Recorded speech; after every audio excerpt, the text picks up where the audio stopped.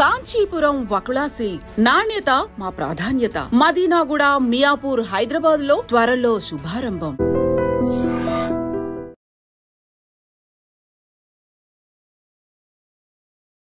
నమస్కారం, welcome to I dream. ధర్మ మార్గం విత్ విజిత కార్యక్రమానికి స్వాగతం.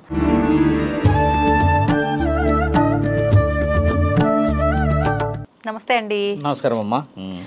మనకు ఇప్పుడు వచ్చే ఉగాది తర్వాత మార్చి 29న మరి ఎప్పుడు అనేది కరెక్ట్గా తెలియదు, కానీ ఉగాది ముందు తర్వాత ఈ మధ్యకాలంలో ఎప్పుడు మొత్తానికి షష్టగ్రహ కూటమి ఏర్పడుతోంది అని చెప్పి వింటున్నాము. చాలామంది మార్చి 29న అని డేట్ కూడా మెన్షన్ చేయడం అయితే జరుగుతోంది. ఈ కూటమి వల్ల చాలా ప్రమాదాల దారిన పడే అవకాశం ఉందని చెప్పి మనం ఏదైతే గత కొన్ని రోజుల క్రితం జల ప్రళయాలు చూసామో అటువంటి జలానికి సంబంధించిన ప్రళయాలు, విపత్తులు రాబోతున్నాయని చెప్పి వాటి ద్వారా చాలా ప్రాణ నష్టం జరగబోతోందని చెప్పి చెప్తున్నారు. నిజంగా ఇదంతా వాస్తవమా, లేదంటే ఇవన్నీ కూడా అంటే కల్పించబడినాయి అని మాట్లాడుకోవచ్చా? ఏమంటారు దాని గురించి? శాస్త్రం ఏంటంటే కల్పించడానికి అధికారం లేదు. గ్రహణం అనే దానికంటే ముందు మన దగ్గర ఇక్కడ చూస్తామా, పంచగ్రహాలు కలిసాయి. 5 గ్రహాలు కలిసిన తర్వాత 6, తర్వాత 7 గ్రహాలు కలిసేది 8, తర్వాత 9 కూడా ఉన్నది. షష్ట అని అంటే చూడమ్మా, 6 గ్రహాలు ఎందుకు కలుస్తాయి? చాలా మందికి తెలియాల్సింది ఏంటంటమ్మా, గ్రహాలు కలవడానికి మానవ శరీరానికి ముఖ్యంగా సముద్ర గర్భానికి సంబంధం ఏమిటి? ఈ 3 కొంచెం డెప్త్గా తెలుసుకోవాలి. ఇప్పుడు షష్టగ్రహ అంటే ఏంటంటమ్మా, సూర్యుడు చంద్రుడు ఇద్దరు ఉంటారు. వారి ఖచ్చితంగా ప్రక్రియలు ఏంటంటే ఉదయం, సాయంత్రం, తర్వాత రాత్రి కదా. ఇప్పుడు సూర్యుడు చంద్రుడు ఇలా కదులుతున్నాడు అనుకోండి తల్లి. ఇలా కదులుతున్న ఈ తరుణానికి ఇటొక ఇద్దరు వచ్చేసి మొత్తం వాళ్ళని కదలకుండా చేస్తారు. అంటే మొత్తం 6 గ్రహాలు అయితే అప్పుడు ఆ 6 గ్రహాల ఈ మూమెంట్ ఏంటంటే మైక్రో లెవెల్ ఆఫ్ 30 సెకండ్స్ అంతే. ఈ 30 సెకండ్స్ రావడానికి 6 అవర్స్ పడుతుంది. బాగా గమనించాలి. వీళ్ళు ఇలా వచ్చేసారు ఒక స్ట్రేట్ వేలో, only micro level of 30 seconds అమ్మా. కానీ గ్రహణం పట్టడానికి 3 గంటలు, విడవడానికి 3 గంటలు పడుతుంది. ఇక్కడ ఈ 6 గంటలే ప్రమాదమైంది. ఎలా ప్రమాదమైంది? అసలు గ్రహణాలు పట్టడానికి అసలు ప్రమాదం అనేది ఎందుకు వస్తుంది అని అంటమ్మా, సూర్య చంద్రుల యొక్క 100% పని భూగ్రహాల మీద కానీ మిగతా గ్రహాల మీద ఉచ్ఛ్వాస నిశ్వాసలకి, పంచభూతాల అనుమతులకు పనిచేస్తారు వాళ్ళిద్దరు. అందుకే కదా ఉన్నారు, శాశ్వతమైన వెలుగు వాళ్ళిద్దరు. అయితే వాళ్ళిద్దరిని ఆపడం చేత మిగతా ఏదైతే జీవరాశులు, ముఖ్యంగా దేవాది దేవతలకి పూజలు, నియమ నిబంధనలు అందవు ఆ రోజు. ఇది ప్రమాదం మనం గమనించాల్సింది. ఎందుకంటే గ్రహణ కూటమి వచ్చినప్పుడు భూమండలంలో దేవాది దేవతలను ఎందుకు మూసేస్తారు? ఒక ప్రశ్న. రెండో ప్రశ్న, గ్రహణాలన్నిటికీ అధిపతి, 7 లోకాలకి అధిపతి మహాముఖంటి. ఆయనని బందీ చేసే మునగాడు ఎవరు లేరు. ఆయనని పూజ కూడా ఎవరు చేయరు. గ్రహణాలల్లా మనం బాగా డీప్గా వెళ్తే క్షుద్ర ప్రయోగాలు ఎక్కువ చేస్తారు. ఇది చాలా మందికి భయం. అదే గ్రహణ కూటమి అంటే భయం. అది గ్రహణ కూటమి రోజు ఎలాగైతే 6 గ్రహాలు ఒక దగ్గరగా వచ్చేసి 6 గంటల సమయాన్ని నిర్దేశిస్తాయో ఆ సమయం అంతా చీకటిమయం అవ్వడం చేత గర్భవతులు, బాల్యంతలు, ఇమ్మెచ్యూర్గా పుట్టే పిల్లలు ఉంటారు. కొంతమంది పుట్టిన పిల్లలు 18-19 సంవత్సరాలు ఉన్నా వాళ్ళ బ్రెయిన్ ఎదగదు, చిన్నపిల్లల్లా ఉంటారు కదమ్మా. ఈ ముగ్గురు ప్రమాదంలో ఉన్నట్టు. వీళ్ళు ఎందుకు ప్రమాదం ఉంటారంటమ్మా, ద రేడియేషన్ ఏదైతే ఉంటుందమ్మా, అతి నీళ్ళ లోహిత కిరణాలు చాలా చాలా చాలా చాలా వైల్డ్గా వస్తాయి. ఒక గ్రహణం అంటే సూర్యగ్రహణం, చంద్రగ్రహణానికే బయటికి వెళ్ళొద్దు అంటారు. అలాంటిది 6 కలిస్తే అంటే ఒక డిజిట్స్ పెరిగినట్టే కదమ్మా. ఆ రేస్ అనేది ఎఫెక్ట్ అవుతుంది ఇమ్మెచ్యూర్గా ఉండే వాళ్ళకి. బాల్యంతా ఎలా అనేది అంటే అమ్మా, బ్లడ్ లాస్ అయ్యి బిడ్డని కన్నా తర్వాత శరీరానికి ఆకర్షించే శక్తి ఎక్కువ ఉంటుంది, ముఖ్యంగా చెడు గాలి. గర్భంతో ఉన్న బిడ్డ తల్లి కూడా ముఖ్యంగా బరువుతో ఉండడం చేత వేరే నార్మల్గా చేసే పనులన్నీ చేయలేదు కాబట్టి ఆవిడ పైన ప్రభావం చూపిస్తుంది. మూడో విషయం నేను చెప్పింది ఏంటంటే, అంతగా ఎదిగిన కొంతమంది పిల్లలు ఉంటారు కదమ్మా, ఇలాంటి వాళ్ళకి ఎందుకు చెప్తున్నాం అంటే, మిగతా వాళ్ళు వేరే పనులు చేసుకోవచ్చు. గుడికి వెళ్ళవచ్చు, లేదా ఇంకేమైనా పనులు చేసుకోవచ్చా, లేకపోతే ఎవరైనా గురురక్షణ దగ్గర పోయి రావచ్చా, ఇలాంటి చేయడానికి వేస్ ఉంటాయి. కానీ ఈ వేస్ లేని వాళ్ళు ఈ ముగ్గురే. ఈసారి ప్రమాదం ఉన్నది ముఖ్యంగా వాళ్ళకి అని చెప్పి హెచ్చరిక. మేము నిన్న రాత్రి కూడా అమ్మ చాలాసేపు గురువులతోని వీళ్ళతో విషయం చాలా డీప్గా డిస్కస్ చేశాం. చెప్పిందల్లా ఏంటంటే, నేను అడిగాను, ఇప్పుడు గ్రహణాలు ఇలా ఉన్నాయని అన్నారు, వాస్తవమే. చాలా మంది అక్కడ సముద్ర గర్భం ఎందుకు కదులుతుంది మరి? ఇప్పుడు గ్రహణాల సంగతి వచ్చింది పోయింది, 100 సంవత్సరాల క్రితం వచ్చింది, 200 సంవత్సరాల క్రితం వచ్చింది కదా. సముద్రంలో అలలు ఇట్లా ట్రయాంగిల్ టైపు, స్క్వేర్ టైపు ఈ విధంగా రావడానికి ముఖ్యమైన హెచ్చరికలు ఏమిటి? ఒక జీవరాశి 250 350 సంవత్సరాల నుంచి బయటికి రాంది ఒకటి బయటికి వచ్చింది, వచ్చి ఊపిరి తీసుకుంటున్నది, శాస్త్రవేత్తలు రికార్డు చేశారన్న ఒక వీడియో వచ్చేది. దాని అంతరార్థం నుంచే కొంచెం డీప్గా ఆలోచన పోయి చూసినప్పుడు ఏంటంటే అమ్మ, సముద్రం అలా కదులుతుంది అని అంటే నీళ్లతో సంబంధించిన ఒక ప్రళయం పొంచి ఉన్నది అని అర్థం. మానవ శరీరాలతో ఉన్న వాళ్ళకి వస్తుందా, అక్కడ చుట్టుపక్కల ఉన్న రాష్ట్రాల మీదకి వస్తారని కాదు, కానీ జలేంద్రుడు ఎగిసిపడే అవకాశం ఎక్కువ ఉన్నదని చెప్తున్నారు. జలేంద్రుడు ఎవరు బాగా గమనించాలి. గంగామాత కదా దేవుళ్ళకి ఇప్పుడు నీళ్ళు అంటే, కాబట్టి జలేంద్రుడు గంగామాత కొడుకు, బాగా గమనించాల్సింది. శివుడికి మరియు గంగామాతకి పుట్టినవాడు జలేంద్రుడు. ఈ జలేంద్రుడు కొన్ని యుగాల క్రితం ఒకసారి పెద్ద ప్రళయం తెచ్చి ప్రపంచాన్ని అంతా ముంచాడు. ఈసారి ఆయన ప్రభావం చూపించబోతున్నాడేమో, ఏదైనా విపత్తు రాబోతుందేమో, లోతట్టు ప్రాంతాలు మునగబోతున్నాయేమో అంటున్నారు కదమ్మా. ఇక్కడ గమనించాల్సిన విషయం కూడా ఏంటంటే, మనం ఏ నెలలో ఉన్నాం? మే. ఆల్మోస్ట్ 29 అని అంటమ్మా, ఏప్రిల్కి వస్తాం. అంటే ఎండలు బగ్గున మండుతాయి కదా, మే కాదు మార్చిలో ఉన్నాం అంటే ఏప్రిల్ కదా. ఈ మార్చి నుంచి ఏప్రిల్ అంటే ఎండలు హెవీగా ఉన్నప్పుడు ఒక్కసారి నీళ్ళు ఎగిసిపడే అవకాశం అంటే అది ఊహించనిది. ఇది జరగబోయే ఎండలప్పుడు వాటర్ తక్కువ కావాలి కదా. ఇలాంటప్పుడు నీళ్లు ఎగిసిపడడం జరగబోతుంది అనేది హెచ్చరిక. ఇప్పుడు మీరు అన్నట్టుగానే శుద్ర పూజల దగ్గరకు వస్తాం. ఇదంతా సముద్రుడు, తర్వాత దేవుడు, అష్టగ్రహాలు ఇవన్నీ కదమ్మా. మానవ శరీరంలో ఏం జరుగుతుందో తెలుసమ్మా, బలహీనతగా ఉన్న వాళ్ళందరూ శుద్ర పూజల్లో కూర్చొని ఆ శక్తులు ఈ శక్తులు సంపాదించి ఆయన గారికి అది చేయాలి, ఈయన గారికి ఇది చేయాలని చాలా బలంగా కూర్చుంటారు. ఎందుకంటే ఒక అమావాస్యకి ఒక పౌర్ణమికి అంత శక్తులు సంపాదించాల్సిన వాడు 6 గ్రహాలు వచ్చినప్పుడు మరి ఆయన గారికి కావాల్సిన శక్తులు సంపాదించాలని చేస్తారు కదమ్మా. మానవులు చేయాల్సింది ముఖ్యమైనదంటే ఆ రోజు పూజలు చేయడం. మన వాళ్ళు చేసే అత్యంత ముఖ్యమైన తప్పు ఏంటంటే, గ్రహణం రోజు అన్ని దేవతలందరికీ, దేవాది దేవతలందరికీ ఖచ్చితంగా ఆ ద్వారాలు మూస్తారు, కానీ మహాశివుడికి ముయ్యరు కదమ్మా. మరి ఆయన గారినైనా పూజ చేయకపోతే మరి ఎవరు కాపాడాలి? మీరు ఎవరిని పూజగా చేయకపోవడం వల్లనే బయట ఉన్న ఆ ప్రేతాత్మలు, ఆ మిగతా ఏదైతే ఉన్నాయో క్షుద్ర బలాలు చేయగలుగుతాయి కదా. అంటే నువ్వు ఒక డోస్కి యాంటీడోస్ చేయడానికి సిద్ధంగా ఉండాలంటే నువ్వు పూజ చేయాలి.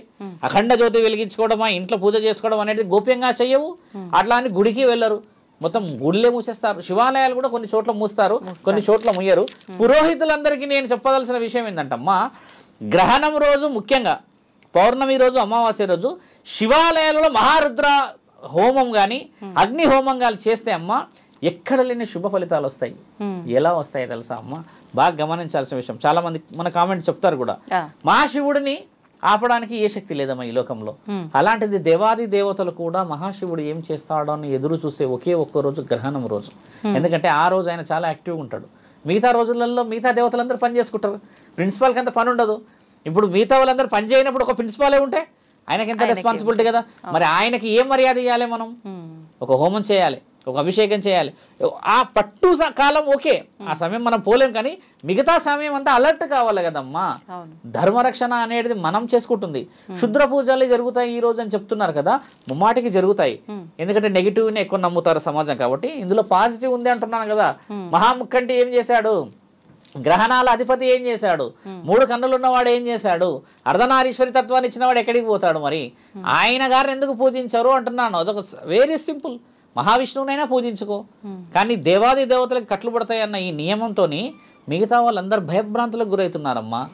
భయాన్ని పలగొట్టే మహానీయుడు వైద్యనాథుడు భూతనాథుడు ఉన్నాక మనం కూడా తెలుసుకోవాల్సినది. ఎందుకంటే చాలా మంది పురోహితులకు చెప్తుందంటే అమ్మా, ఖచ్చితంగా శివలింగం ఉంటుంది కదమ్మా గుడిలో. ఆ రోజు ఆయనకు వైవిధ్యంగా పూజలు చేయడం చేత ఏమిటంటే తండ్రి అనుగ్రహం అందరి మీద రావాలి.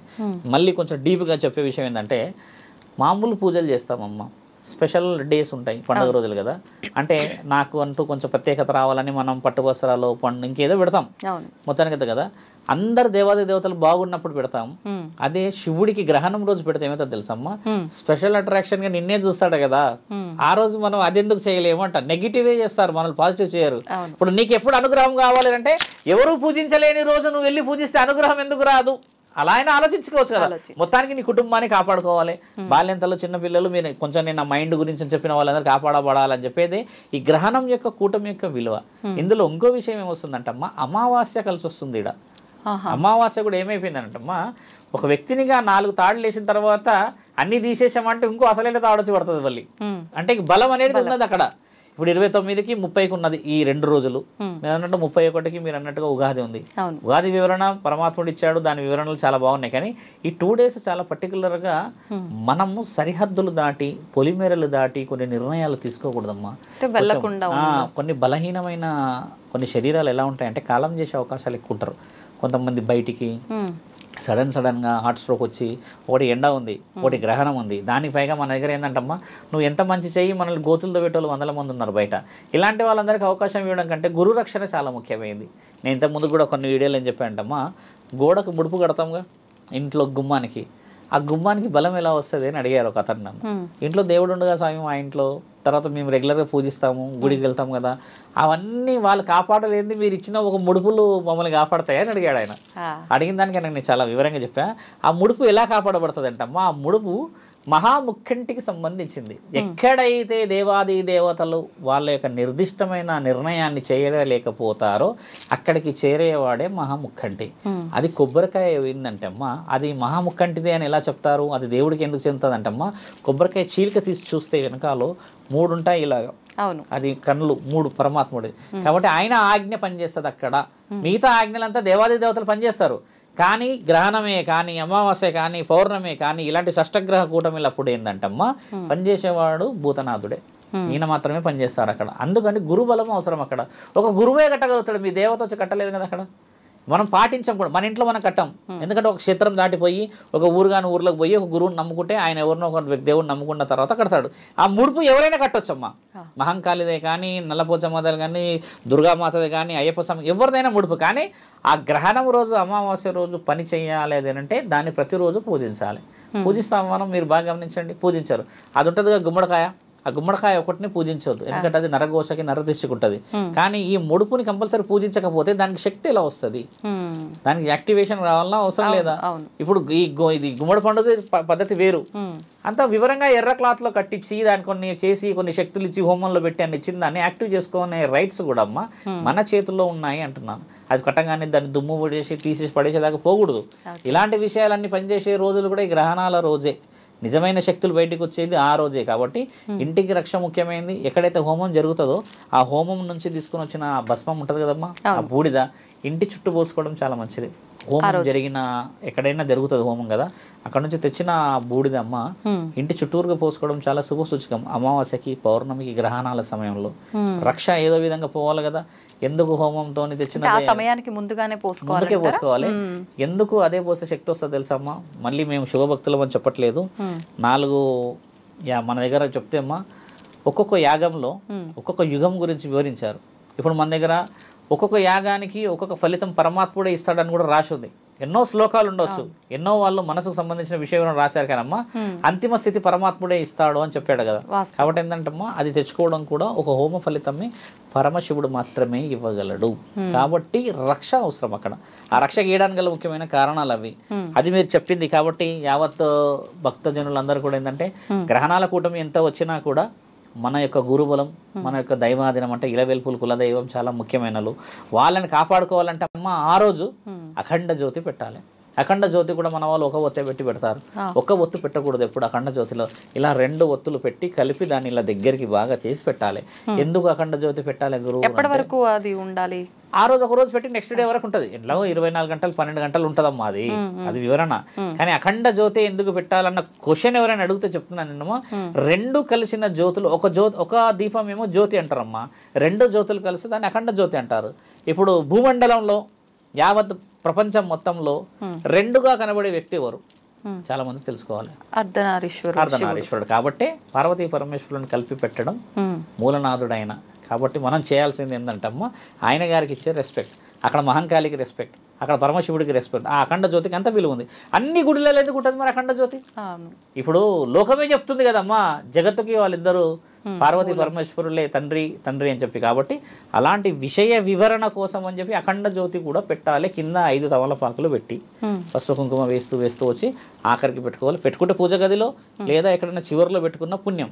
ఏదో విధంగా నీ కుటుంబం కాపాడబడాలి కదమ్మా. కాబట్టి అందరి దగ్గర ఉన్నదా స్వామి పెట్టుకోగలుగుతారా అంటే లేని వాళ్ళు మీ ఇష్టం. మనస్సాక్షి పరమాత్ముడు అడిగాడు అంతే కదమ్మా. మామూలుగా మీరు స్టార్టింగ్ లో చెప్పారు 6 hours అని చెప్పి గ్రహణ కూటమి సమయం అనేది పట్టు 3 గంటలు విడుపు 3 గంటలు అని చెప్పి కరెక్ట్ అంటే నియమాలు కూడా పాటించాలి ఈ ముగ్గురిపై ప్రభావం ఎక్కువ ఉంటది అన్నారు మరి నియమాలు పాటించాలంటే ఆ కరెక్ట్ సమయం ఏంటో కూడా తెలియాలి కదండి 9 గంటల నుంచి మొదలు 12 అమ్మా రాత్రి 3 గంటలు మళ్ళీ 12 నుంచి 3 గంటలు అంటే ఉదయం 3 గంటల వరకు అయితే ఎలా పట్టు అసలు ఆ విడుపు ఏందనేది తెలియాలి కదా పట్టు అనేది ఏంటంటమ్మా నేను చెప్పిన ఇప్పుడు ఒక గ్రహణం అనేది చాలా చిన్నగా ఉండదు కదా దీని నీడ దీని మీద పడుతున్న సమయం 3 గంటలు ఇలా వచ్చి ఇక్కడికి వచ్చిన ఆ సెకండ్ ఇలా పడగానే వెళ్ళిపోతూనే ఉంటుంది కదా ఇది మైక్రో లెవెల్లో వెళ్ళిపోతుంది మళ్ళీ ఇది దాటడానికి 3 గంటలు ఇలా ఆగడం అనేది ఇది పరమాత్ముడి ఆజ్ఞ ఇంకా ఇక్కడ ఎంతసేపు ఆగితే అక్కడ ఎన్నెన్ని ఏమేమి జరుగుతాయి అనేది ఆ micro level of 30 seconds milli seconds అంటారు దాన్ని అది పరమాత్ముడి ఆజ్ఞ జరగాల్సిన కార్యక్రమాలు మానవ లోకానికి సంబంధం లేని అవి ఈ పట్టడం అనేది అది ఒక గ్రహణం ఇంత సూర్యుడు ఎలా ఉంటాడో చంద్రుడు ఎంత పెద్దగా ఉంటాడు అనేది కొన్ని మనకు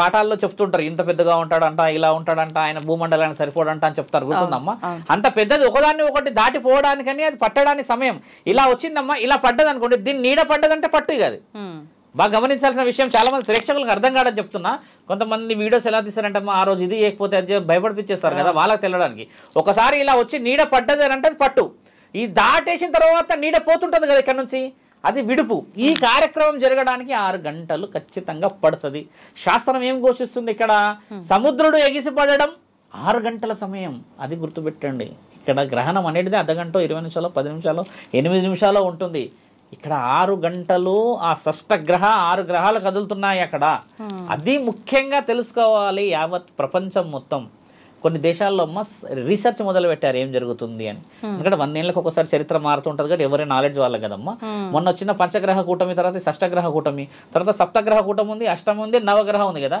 అసలు ఏమి జరుగుతుంది అనేది కొంతమంది లక్షల మంది ఎదురు చూస్తుంటారు ఇప్పుడు మన భారతదేశంలో ముఖ్యంగా దీని మీద ఎఫెక్ట్ ఎందుకు ఉంటుందంటమ్మా మన దగ్గర దైవాధీనమైన శక్తులు ఎక్కువ పూజలు నియమ నిబంధనలు ఎక్కువ ఇప్పుడు గర్భవతులు అన్నాను కదా ఎందరో కాపాడబడతారు ఎందరో జాగ్రత్త పడతారు అతి నీల లోహిత కిరణాలు అనేది పైనుంచి వచ్చి శరీరం మీద పడితేనే చర్మం ఇబ్బంది అవుతుంది అని శాస్త్రం అసలు గర్భవతికి ఏం సమస్య అవుతుంది బాగా గమనించాలి బయట నుంచి లోపటి నుంచి అయితే బయటకి అయితే రాదు లోపటే ఉంటుంది ఆవిడకి ఎలా సమస్య అవుతుంది ఇప్పుడు నేను చెప్పిన విషయం ఏంటంటే అమ్మా ఆ డిజిట్ ఏదైతే ఉంటుందమ్మా ఎలక్ట్రానిక్ పవర్ అంటే ఏదైతే పరమాత్ముడి నుంచి వచ్చే ఈ చెడు గ్రహమే కానీ మంచి గ్రహమో వీళ్ళు ఆల్రెడీ బలహీనత ఉండడం చేతనే వాళ్ళు జాగ్రత్త పడాలి అని చెప్తున్నాము అందరికి కుదరదే నేను ఆ గ్రహణం రోజు నేను ఏదైనా ప్రశాంతంగా కూర్చొని ఉంటాను కదా ఇప్పుడు నా శరీరానికి ఏం కదంటే నా శరీర సౌష్టం వేరు ఆల్రెడీ బలహీనం ఉన్న వాళ్ళకి ఆ హై రేడియేషన్ వచ్చేసి ఎఫెక్ట్ చేస్తే ఒకసారి బ్రెయిన్ ఇబ్బంది చేయడమా లేకపోతే ఒకసారి సొమ్మసిల్లి పడడమా లేకపోతే సడన్గా ఏదన్నా అయినట్టు కళ్ళు మూసుకుపోయినట్టు వెనుకొచ్చి పడడం జరిగితే ఈ సమయంలో ఎవరైతే క్షుద్ర పూజలు చేయడానికి కూర్చుంటారమ్మా ఈ అకాల మరణాలు చెందిన ఆత్మలను పంపిస్తారు వాళ్ళు పట్టుకారమ్మనండి ఎందుకు పట్టుకొస్తే ఏమవుతుంది వాడికి కావాల్సింది ఏంది శక్తులు కదా వాడికి కావాల్సిందని ఏంది నిక్షిప్తులు కదా కాబట్టి వాడు ఏం చేస్తాడు ఒక బలహీనుడిని వాడి శరీరంలో కలుపుకుంటే వాడు బలవంతుడై వేరే వేరేవే చేయడానికని ఈ సమయం ఉపయోగిస్తారు క్షుద్ర పూజలు చేసే మహానుభావులు వాళ్ళు అలాంటి వాళ్ళందరికి చెక్కు పెట్టేది నేను ఇందాక చెప్పిన కదా ఒక యాగం ఒక హోమం పరమశివుడు ఉన్నాడని అలాంటి ఎక్కువ శాతంగా మాట్లాడరు మన వాళ్ళు వచ్చే గురువులు అందరూ కూడా ఏంటంటే ఆ రోజు ఏం జరుగుతాయని చెప్పి సగం మందిని భయపడిపిస్తున్నారు మా అమ్మ అలా కాకూడదు అంటున్నా మార్గం ఉంది కదా వ్యాధి పుట్టక ముందుకే పరమాత్ముడు మంది కనిపెట్టాడని రాసింది కదా ధన్వంతరిలో ఇంకా మనం ఇంకా వ్యాధి వచ్చింది నిర్ధారణ అయింది డయాగ్నోస్ అయింది కాళ్ళు పెట్టుకోలేకపోతున్నామే ధర్మం కాపాడబడాలి అదమ్మా వివరణ ధన్యవాదాలండి నమస్కారం